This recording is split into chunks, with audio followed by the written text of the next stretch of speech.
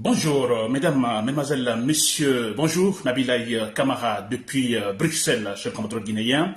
Voilà, j'ai un autre thème pour ce samedi matin, cher compatriote guinéen. Alors, non, ne vous détrompez pas, c'est toujours un sujet politique. Je vais parler du transport, mais effectivement, c'est purement politique, parce qu'on a toujours dit d'ailleurs qu'en faisant une très bonne politique, bon voilà, c'est qu'on arrive à résoudre pas mal de problèmes économiques, n'est-ce pas, aux problèmes financiers. Donc, je vais parler du transport, mais c'est purement politique aussi, c'est-à-dire au niveau du transport, ça ne va pas, parce que les décisions politiques n'existent pas, ou bien elles existent, mais elles sont mauvaises, n'est-ce pas? Très bien. Alors, j'ai reçu en fait des informations, j'ai été en fait contacté depuis Conakry par certains jeunes, mais parlant, disons, des problèmes de transport à Conakry.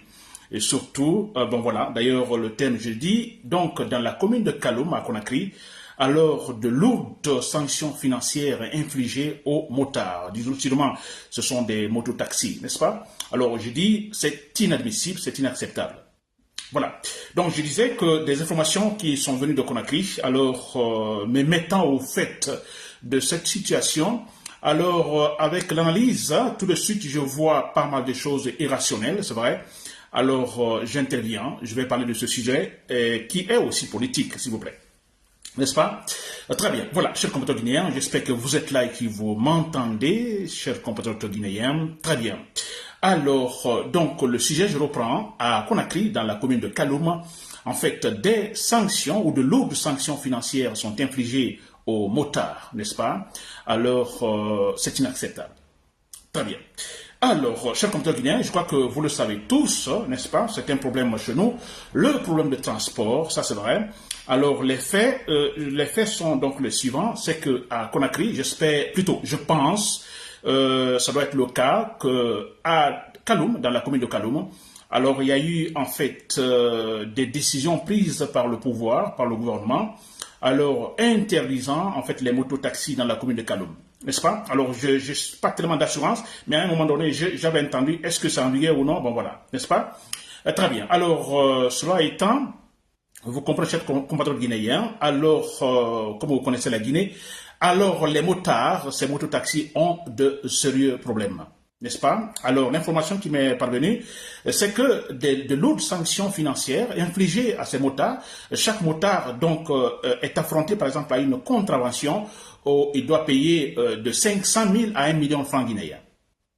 C'est beaucoup, n'est-ce pas? 500 000, 1 million. Chaque motard, alors arrêté donc dans la commune de Kaloum, alors il y a ce PV en fait qu'il faut payer, la contravention, 500 000 à 1 million de francs guinéens, n'est-ce pas, que les policiers demandent. Très bien. Alors, moi, je dis c'est inacceptable, n'est-ce pas? C'est inacceptable. Je vais parler tout à l'heure cela dans la profondeur. Ensuite, nous savons tous également, toujours parlant du transport, beaucoup d'accidents en Guinée, beaucoup d'accidents d'ailleurs, malheureusement avec des morts. Alors, mais qu'est-ce qui ne va pas réellement, n'est-ce pas? C'est parce qu'en fait, il n'y a pas de décision politique. Pas de décision politique, on a des ministres qui sont là, un gouvernement, alors qui préfère prendre des décisions ou s'intéresser à d'autres sujets politiques, comment se maintenir au pouvoir, comment en fait aider Mamadi Doumbouya à se maintenir au pouvoir, au lieu de prendre effectivement des décisions beaucoup plus effectives, pratiques sur le terrain, par rapport à ces accidents, s'il vous plaît, donc dans notre pays. Voilà. Alors, chers compatriotes guinéens, je dis bien c'est inadmissible. C'est inadmissible que maintenant cela soit vrai ou non, c'est-à-dire qu'il y a une décision du gouvernement interdisant les motos, en fait, taxis, sûrement de circuler dans la commune de Kaloum. Alors, c'est interdit ou non, mais je me dis, c'est inacceptable. C'est inacceptable et surtout avec des amendes allant de 500 000 à 1 million de francs guinéens, n'est-ce pas? Alors, parce que moi je me dis, ces jeunes-là, ces motards en question, écoutez, généralement, si vous regardez la grande majorité, à 60, 70%, 70% en fait, de ces motards sont en fait des jeunes sans emploi et des jeunes diplômés qui finalement, alors il n'y a pas autre lieu où mettre la tête, alors on tenté d'investir dans cela uniquement juste pour pouvoir payer peut-être le loyer, voilà, entretenir sa famille. chers compatriotes guinéens. Alors, ces jeunes-là qui se sont lancés dans ce genre d'investissement en s'achetant de motos, appelées mototaxis dans Conakry.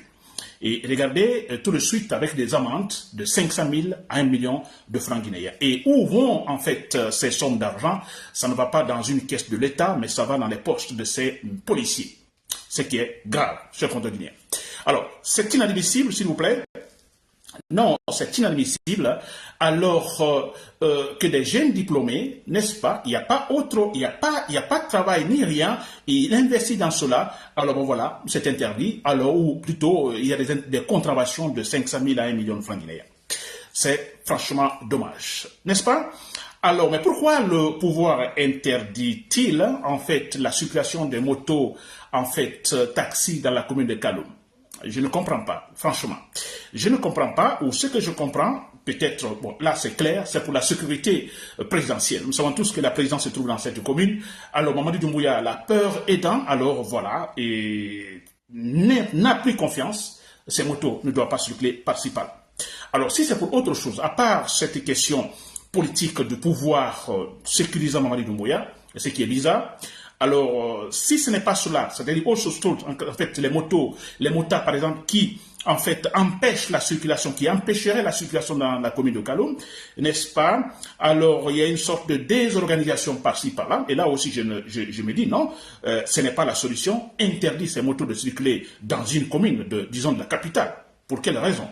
N'est-ce pas? Alors que le gouvernement prenne des dispositions, n'est-ce pas, pour finalement essayer de rendre fluide la circulation dans Conakry ou dans la commune de Kaloum. Mais pourquoi les interdire de circuler? Et plutôt, en fait, créer des règlements donc concernant la circulation. Voilà. Mais pourquoi interdire, s'il vous plaît? Je ne vois pas.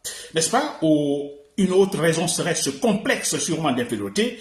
Les motos, non, écoutez, ça va. On ne veut plus voir les motos, c'est pas bon pour l'image, purement de la capitale, on pourrait dire ainsi.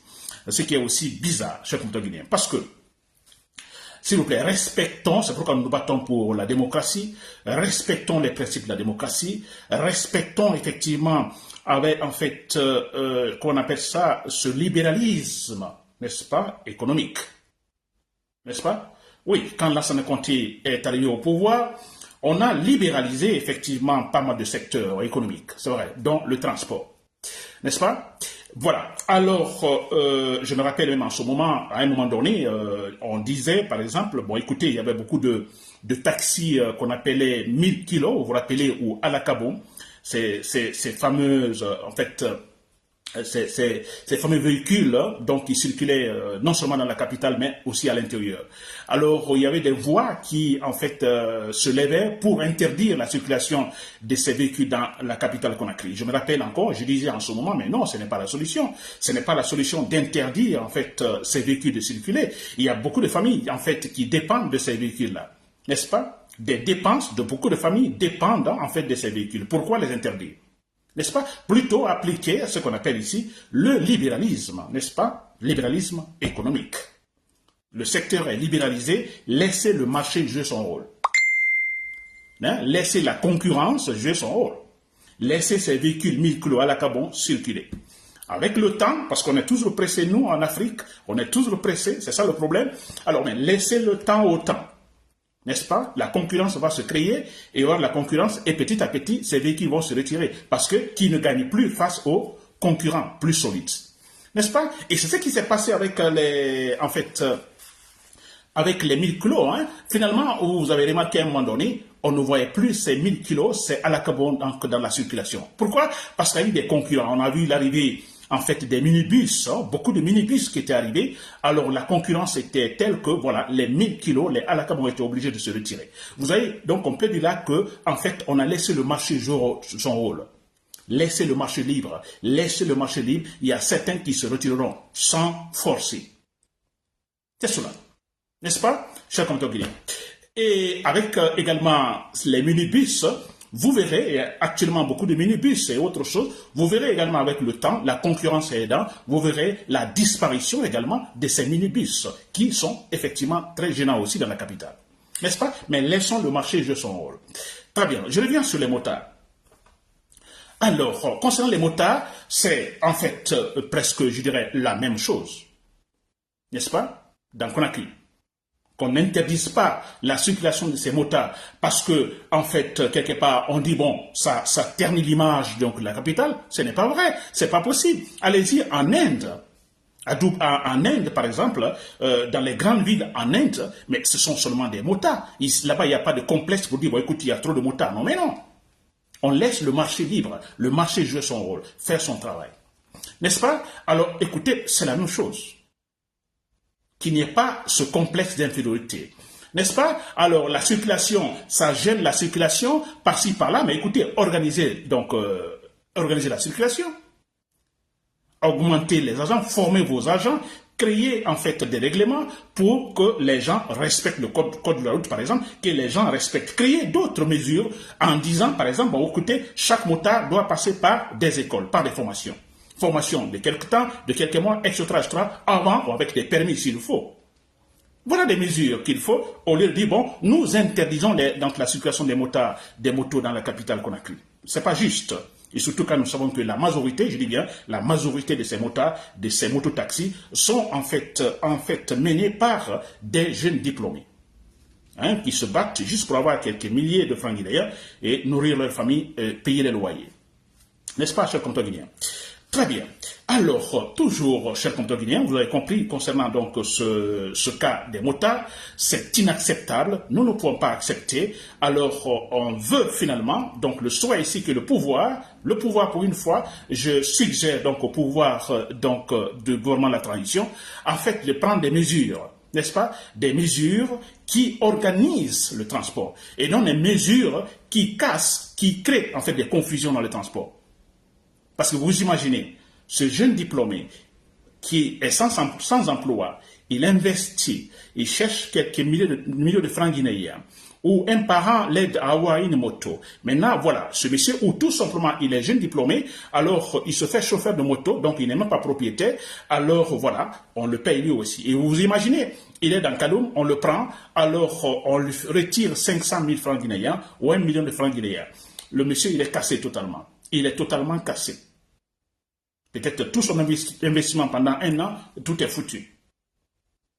Mais écoutez, s'il vous plaît, nous sommes dans un processus de démocratisation, un processus de libéralisation.